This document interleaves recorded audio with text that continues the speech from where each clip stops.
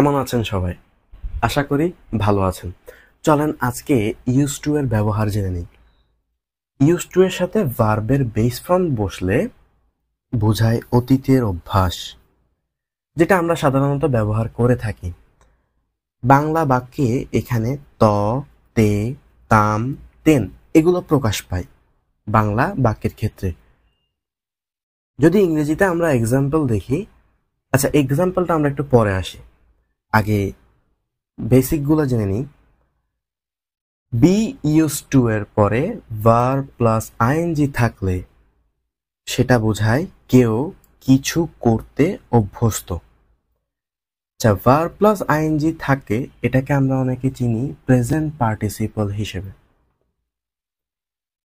Third, be used to plus ভার্বের base form, অর্থাৎ be used to এর পরে যে শুধু ভার্ব আইএনজি হয় তাই না, ভার্বের বেস ফর্মটাও বসতে পারে। এখানে একটা জিনিস আমি একটু বলে রাখতে চাই যে এখানে যে বি গুলো দেখা যাচ্ছে এগুলো আসলে ইন্ডিকেট করতেছে এম অথবা ইজ অথবা আর কে। আর এই বি ইউজ টু প্লাস ভার্বের বেস ফর্মটা বোঝায় সাবজেক্টকে কোনো কাজে ব্যবহার করা হয় এই বাক্যের মাধ্যমে। এটার উদ্দেশ্য এটা। তা আমি চলুন যে আমরা সবাই মিলে এক্সাম্পলগুলো একটু দেখে নিই।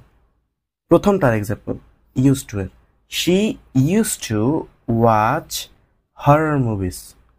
ভার্বের base form watch, use to যেটা আছে সেটা। কেউ কিছু করতে অভ্যস্ত, he is use to driving his car.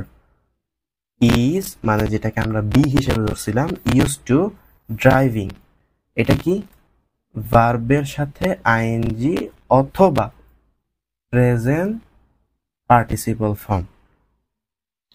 Third নাম্বারে বি ইউজ টু প্লাস ভার্বের বেস ফর্ম, এটা দ্বারা বোঝায় সাবজেক্টকে কোনো কাজে ব্যবহার করা হয়। যেমন চিনি খাদ্য মিষ্টি করতে ব্যবহার করা হয়, সহজভাবে বললাম।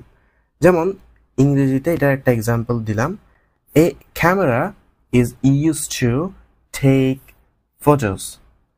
এখানে ইজ মানে যেখানে বি সেখানে এখানে ইজ আসছে, ইউজ টু টেক মানে ভার্বের বেস ফর্ম, টেক ফটোস। ঠিক আছে, অর্থাৎ একটি ক্যামেরা ছবি তুলতে ব্যবহৃত হয়। আপনাদের যদি ভিডিওটি ভালো লাগে একটি লাইক করবেন, আর চাইলে আমাদের চ্যানেলটি ঘুরে আসতে পারেন। এরকম আরো অনেক ইনফরমেটিভ ভিডিও আমাদের চ্যানেলে আপলোড করা হয়েছে।